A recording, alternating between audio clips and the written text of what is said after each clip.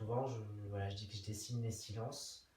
C'est ces silences-là, en fait, qui m'intéressent. C'est qu'est-ce qui se passe à l'intérieur, qu'est-ce qui nous touche. Ce qui m'intéresse vraiment, c'est de pouvoir exprimer nos émotions et nos sentiments qui ne sont pas forcément exprimés. J'essaye au maximum de faire en sorte que ce qui va être matérialisé émotionnellement parlant ne se dit pas, ou rarement on le dit, ou difficilement, ou c'est juste un écho à notre intérieur.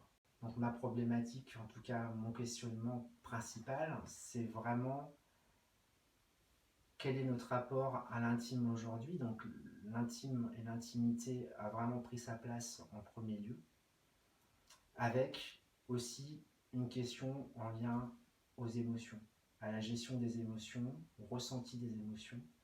Alors quand je parle d'intimité, c'est l'intimité avec soi-même et l'intimité avec les autres. Qu'est-ce qu'on montre, comment on l'exprime. Donc il y a un rapport à la communication, au langage, qui est très fort, très important pour moi.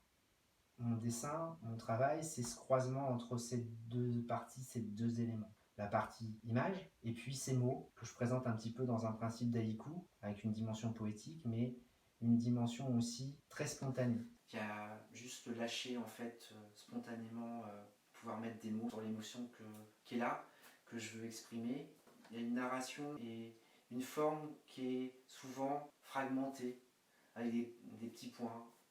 Des petits points qui peuvent être du silence, des petits points qui sont une dynamique, des petits points qui sont une forme aussi à la fois graphique. Voilà, il y a quelque chose qui est dans le lâcher-prise émotionnel. Dans l'évolution de mon travail, avoir une volonté, une possibilité de travailler par strates, puisqu'en fait, dans ce fonctionnement et ce processus d'offset à chaud, à l'intérieur de ma forme, en fait, il y a un ancrage en ocre jaune. Et je viens rehausser le dessin avec mes outils, roller or, roller argent, graphite. Pour les blancs de corps, là c'est de la pastel, de la néocolore. Et donc à ce moment-là, quand je réinterviens et que je rehausse les dessins, souvent je suis vraiment dans une ambiance musicale. J'aime bien, mais je reste vraiment dans cette volonté d'émotion que j'ai générée ou que je veux générer dans ce dessin jusqu'au bout, jusqu'à temps qu'il soit fini. Alors la fiction, elle s'est imposée à moi au tout départ parce que justement, la question était vraiment basée sur l'image, principalement via les réseaux sociaux. Donc du coup, de créer un personnage de fiction qui aurait pu être un personnage ou une personne réelle via les réseaux sociaux, de lui donner vie et de pouvoir raconter sa vie, de pouvoir raconter ses émotions. Et du coup, j'ai basculé mon personnage de fiction en féminin.